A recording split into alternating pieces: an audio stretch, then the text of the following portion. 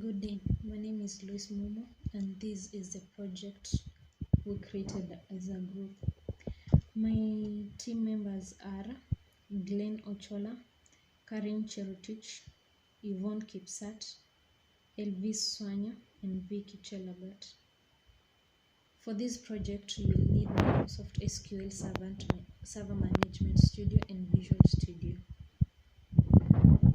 For our project, which is named PTS, we will create 5 components, which are the database, the business component, the admin graphical user interface, the .NET remoting, and the web services. For our database, which is this one, is named WN75. We created the tables which contain data that we used for the rest of our project. These are our tables, and we will create the tables by created the tables by inserting the column names and the data types. After creating the tables, we created relationships between the tables, and this is our relationship table, our relationship diagram. After creating relationships between the tables, we populated each table, and an example of that is the person table. The data we use in the rest of our project will come from our database, so we made sure that our data was accurate. The code part of our project is the PTS system, which comprises of 4 components: the admin application, the PTSLibrary, the remote server application, and the web service. For our PTSLibrary, which is our business component, will encapsulate the business functionality. Our business component, which is the PTSLibrary, was defined using classes. The classes that are there are 3 types: the business objects, such as the task and the team and the status, are abstract representation of entities from our business domain. They represent concepts that are important to our system. The other type of the class was the data access object. These ones that provide abstract interfaces to our data source, which was our WN75 database. And the last type of classes that was used is the facade object, which provide a publicly available interface to our business component.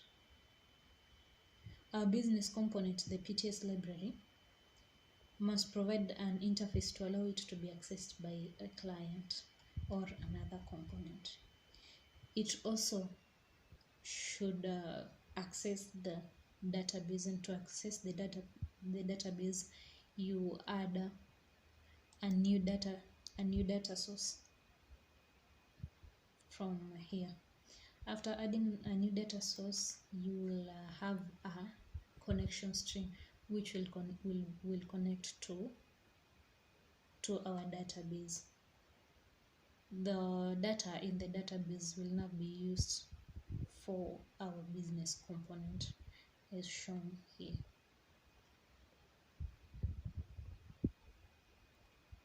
The next thing that we created was the admin graphical user interface, this one. And to create this, we used the Windows Form apps, and the form consists of controls such as labels and buttons and text boxes, which were dragged and dropped from the toolbox. We will these admin graphical user interfaces used to test the business component that we developed earlier, the PTSLibrary, and therefore we will add the PTSLibrary as a reference to enable communication. We'll also use the FASI class to extract or insert data into the database.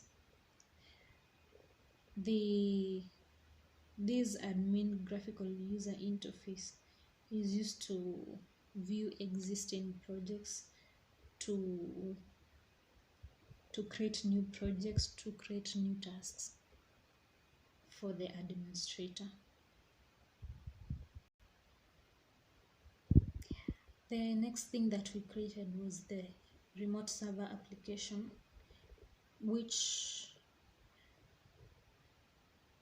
by which the business component and the graphical user interface that we created are implemented, and it makes them communicate through .NET remoting. This is used to implement remote server application. We use this to distribute the administrator tool and the PTSLibrary component.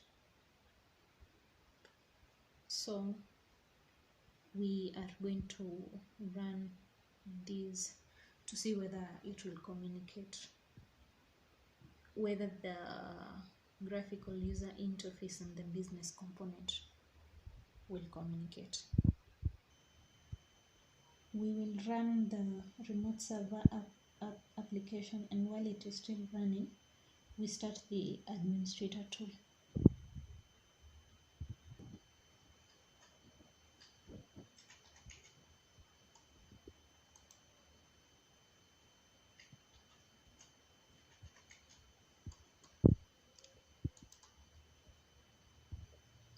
After we logged in, as you can see, if the details were okay, were right, you will be successfully logged in, and that is how it works.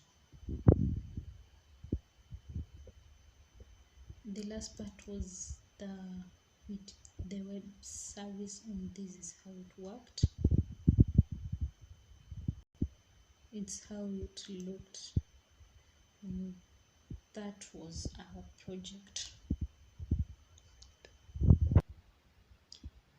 Overall, that was our project, and what we learned was the .NET remoting and the entire architectures, specifically the 3-tier, which has the presentation logic, the business logic, and the data logic.